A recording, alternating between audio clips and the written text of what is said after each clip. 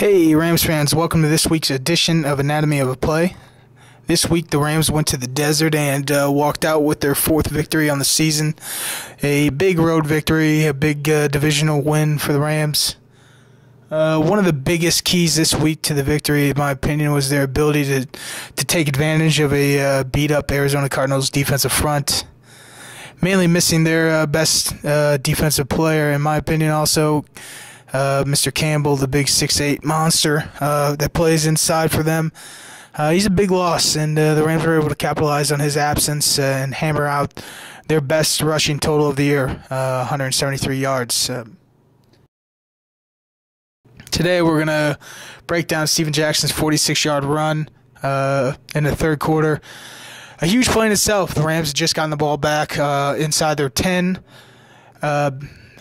And the play itself sparks a 93-yard scoring drive that was capped off by Bradford to Givens' 37-yard touchdown. And that touchdown gave the Rams a 21-17 lead, and they didn't look back from there.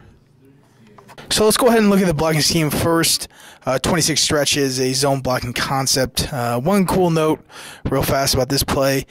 I got some notes from talk that Bill Callahan gave on this play to an offensive line at an offensive line clinic. At the time, Callahan, and for that matter, he still is, but at the time he was the New York Jets offensive line coach, serving under offensive coordinator Brian Schottenheimer. And obviously Schottenheimer is now the Rams offensive coordinator. So kind of cool that you can see this play was actually brought over from the Jets, used in New York and now in St. Louis. The zone blocking scheme can really be attributed to Alex Gibbs. Gibbs was one of the best offensive line coaches over the last decade. He had success with the Broncos in the mid-'90s, the Falcons, with work done recently with the Texans and Arian Foster. I don't want to go into too great of detail in his schemes, but we're going to talk about one basic rule, and that's the foundation of his scheme, whether it's inside or outside zone. And it starts with one simple question: am I covered or uncovered as an offensive lineman?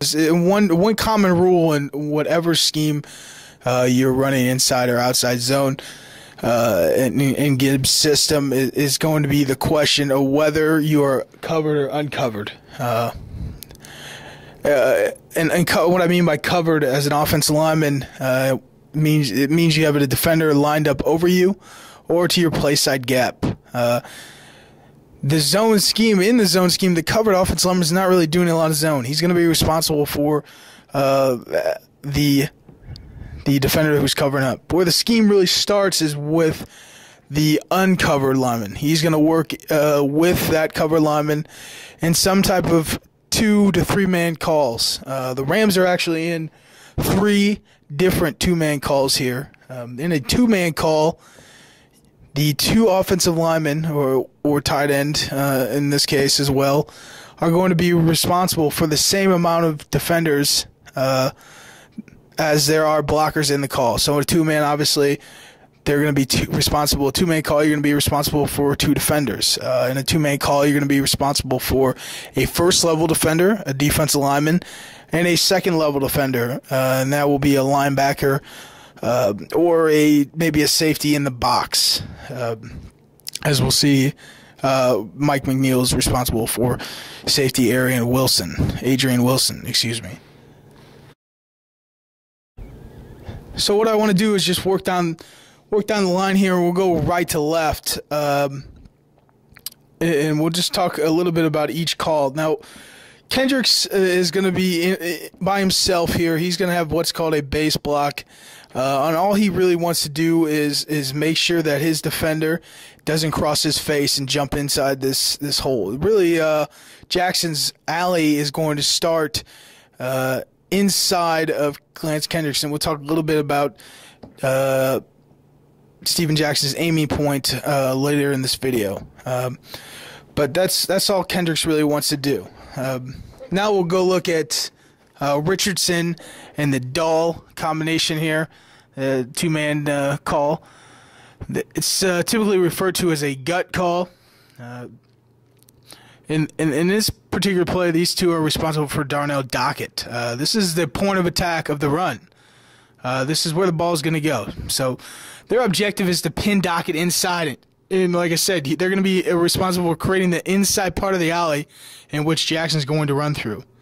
Given Dockett's alignment and his ability, he's a hell of a player. Given the alignment and his ability, this would be really a tough block for Richardson. So what the Rams are going to do is run a full block. A full block occurs when a blocker blocks down on the defender and the other blocker folds around or wraps around that particular block for a second-level defender. This can be done in a play call or simply by a line call prior to the snap. There's no way, obviously, of knowing which one it is in this particular case. The difficulty in a full block lies in Richardson's block. He's got to really cut off Dockett's penetration. Penetration kills zones, and Richardson does a good enough job here to not let Dockett's penetration disrupt this particular play, and that's because he drives him hard inside. But as we see, Dockett does get some good penetration. But what ends up happening is Dockett's aggressiveness actually creates a much bigger space for Jackson to cut this run back through. Now let's go to Scott Wells and the Robert Turner two-man call. This is often referred to as an ace two-man call. Scott Wells is going to take a drop step to the play side. You'll notice it's kind of a slide step, almost a 6-inch drop step to the play side. He's going to cross over on his second step with his other leg, his other foot. And at that time, he's going to throw a stiff arm to the sternum of nose guard Dan Williams. He's going to keep his outside arm free for leverage as he's working up to the backer stack behind Dan Williams here. The difference between an inside and outside zone can be seen in this particular two-man call. In an outside zone, you want horizontal movement. You want these defenders running the line. In an inside zone scheme, you want more of a dry block. You want more of a north and south double team, and we can see that's what's going on here with Wells and Turner. Wells is responsible for the outer half of Dan Williams, and left guard Robert Turner is mirroring the steps of center Scott Williams here, and he's going to be responsible for the inner half of Dan Williams. The difference in technique between Wells and Turner here lies in the hand placement. Wells, like I said, is going to have one hand on. He's going to keep that outside hand free. Turner is going to have both hands on. And sometimes you may have remembered I refer to this 3 hands on, 4 eyes on. Turner, with the help of Scott Williams, wants to drive Dan Williams off the ball, and then he wants to hook and hold Williams and lock this backside. And what I mean by that is that Williams is the number 2 read for Steven Jackson. Dockett would have been number 1 and Williams 2. And what he wants to do is he wants to prevent Williams from shedding him, and he wants to prevent Williams from jumping into the hole and making a play on Jackson after Jackson has made his choice to cut back. A couple things you'll notice here with Turner is that he wants to get cloth and work to cover up Williams while staying square, and he does. He and Wells do a good job driving Williams out the ball and staying square long enough to allow Jackson to cut back. And then we'll move on to the Saffold and McNeil two-man call here. That's often referred to as Trey. Now, these names I've given you, not necessarily what the Rams use, but they're traditional names for these calls. Saffold is going to make here actually a man call, not a combination call like the other blocks we've seen here. And the man call tells McNeil that he's going to have the backer in location, that linebacker there. Actually, it's a safety here, Adrian Wilson. Now, if McNeil doesn't feel like he has good leverage on Wilson and he doesn't think he can get there, what he's going to do is he's going to call Saffold in combination.